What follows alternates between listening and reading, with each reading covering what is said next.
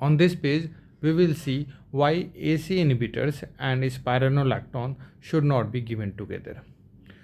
So first we will see how AC inhibitors and spironolactone acts. So AC inhibitors is angiotensin converting enzyme inhibitors. They are the drug which inhibits the enzyme angiotensin converting enzyme. And the examples being enalapril, ramipril, captopril, lisinopril, perindopril. And in general, angiotensin converting enzyme is responsible for conversion of angiotensin 1 to angiotensin 2. Now this angiotensin 2 causes a release of aldosterone from adrenal cortex. Now this aldosterone goes and acts in the distal tubule and collecting duct of the nephron and causes sodium and water reabsorption. And when there is reabsorption of sodium and water, in exchange there is secretion of potassium in the luminal urine, and that gets excreted out.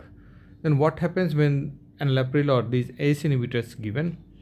It inhibits the enzyme angiotensin converting enzyme and causes lesser conversion of angiotensin 1 to angiotensin 2, thus thereby lesser formation of angiotensin 2, causing lesser secretion of aldosterone from adrenal cortex, causing lesser exchange because of lesser sodium and water retention, and thus there is increased potassium level in the blood causing hyperkalemia.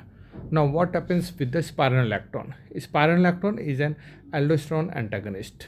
So it blocks the receptor on which aldosterone act, basically on those distal tubule and collecting duct.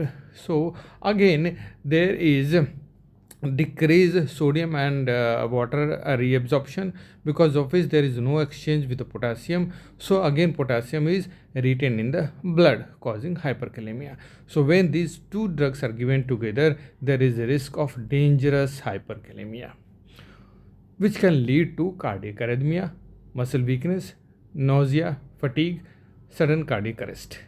The risk is much more in the patient having kidney disease, having diabetes, or they are already on food and drugs which increases potassium level.